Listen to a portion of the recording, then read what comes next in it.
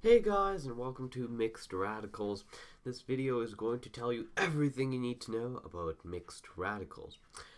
This is especially targeted for the Math 10C Alberta curriculum, or, of course, if you just want to know how these mixed radicals work. Let's start off with some basic terminology. So, this is our coefficient. Yeah, this is kind of separate right now.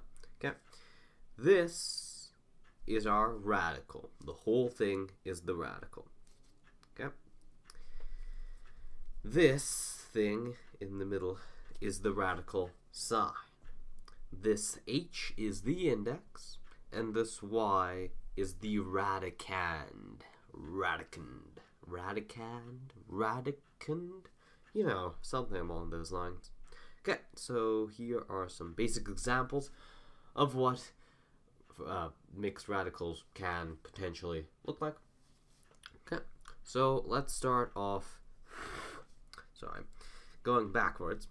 So if you're given a mixed radical on a test, what do you do?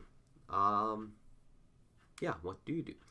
Well, with mixed radical like this, what we want to do to change it to a normal radical, of course. So what we want to do is we want to move the 6 back under the radical. So how are we going to do that while keeping the value of the 6 the same? Well, considering this is a square root going on here, or the square root of 2, right? So this is a square root. If we square the 6 and place it here, it will retain its value. Let's see what I actually mean by that. So, 2 times 6 squared. Yes, so the 6 is squared.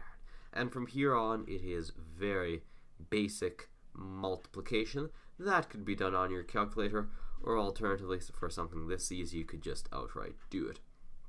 Okay, so there we go. So the square root of 72 is equivalent to 6 times the square root of 2. So that would be like, what, 10-ish? No, not 10. I would guess in like the 8.5 area. Yeah, somewhere there. Anyway, let's look at this. So this is a little harder. If you're given a normal radical, and you're told to change it into a mixed radical. So how are you going to do that? You're going to do that through either basic knowledge or prime factorization, which is what we're going to do here. First thing, we need to identify the index.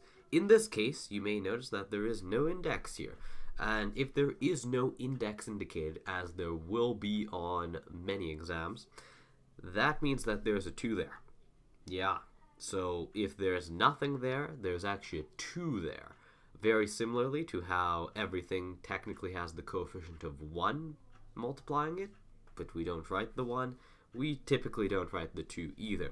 For this case, I'll just write it there to make things visible. Now, we're going to prime factorize 192, which I already know how to do since 192 is 3 times 64, and 64 is 8 times 8, right?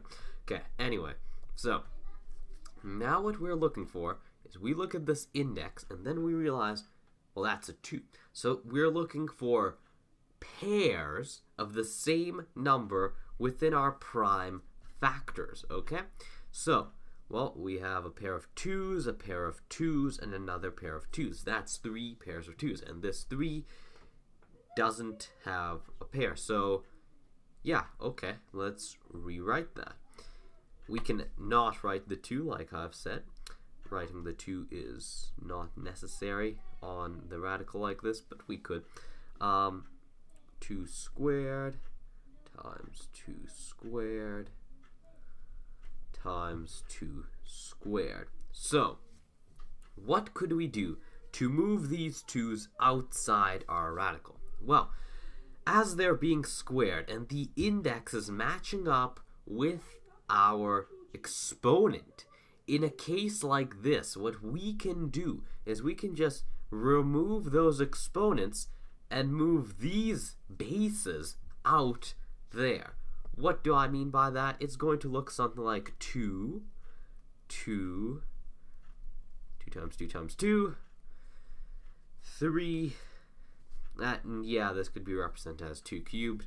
Anyway, so what's 2 cubed? It is 8 and the square root of 3. So 8 times the square root of 3 is going to be equivalent to the square root of 192.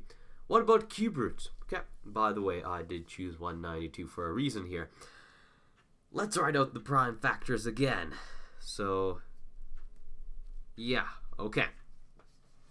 Now, we look for the index, which in this case is a very clear 3. Now we're looking for groups of 3 of the same number. So pairs of 3, so not pairs of 2. Okay, so here's a pair of 3, here's a pair of 3, and that 3 just stays there as it doesn't have any other 3's to pair up with. So I'm going to rewrite this as the cube root of 3 times 2 cubed times 2 cubed. Okay. Now we are going to once again realize that the index and our exponent right there are identical, so we can just take those out and we can move the bases out there, which is going to give us 2 squared out here, cube root of 3, which is 4 times the cube. Wow, that is very messy. Sorry. Which is equivalent to 4 times the cube root of 3. Okay. Don't believe me? Let's test it out on a calculator. So, cube root of 192, is it equivalent to 4 times the cube root of 3? Well, let's check it out right now. So, the cube root, oh, sorry, first time I'm using this calculator quite clearly. The cube root of 192 is equivalent to 5.768. The point is it's equivalent to that. 4 times the cube root of, wow, the cube root, cube root of 3, 5.76, and point is same thing. What about the square root of 192? 13.856, okay? And what we got as a mixed radical there was 8 times the cube root of, or sorry, square root of 3. Look at that. It's the exact same thing. How could it possibly be so? Well, I don't know. Well, let's see why. More or less, it makes sense that you're multiplying, but I'm not going to go into all those technical things, so point is that's how it works, okay? Anyway, how about this? This is a lot more complex. Go ahead, try it out, see what you can do. I can tell you that there are mixed radicals involved. I would suggest pausing the video right now and trying this question out for yourself. I will show it anyway, though, if you don't feel like trying it out on your own, or if you want an answer. Okay, so first thing I'm going to do is my personal thing, y6 cube root of 27. So we know that's clearly equivalent to 3. What's the cube root of 16? Well, we don't have one. So let's just leave that as the cube root of 16 right now. Okay? And y would actually be y squared. Why is this so? Yeah, okay, so y to the power of 6 could also be expressed as y squared cubed. And considering we're going to cube root it, we can just remove that to remove that, and we're left with y squared, right? Okay, so this is looking weird. But we could turn this into a mixed radical. How so? Y squared over 3 times the cube root of 16. Now, prime factorize 16 is 2 times 2 times 2 times 2. Okay, so can you find a group of 3 within these 2's? Well, yeah, we can find them right there. So, what will this be equivalent to? Y squared over 3 and, and 2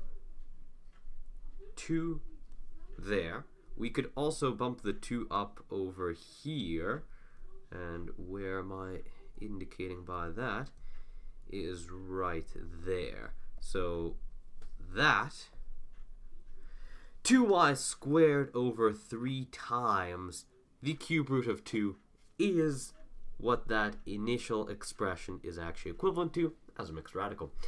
Thank you for watching. Good luck on your exam.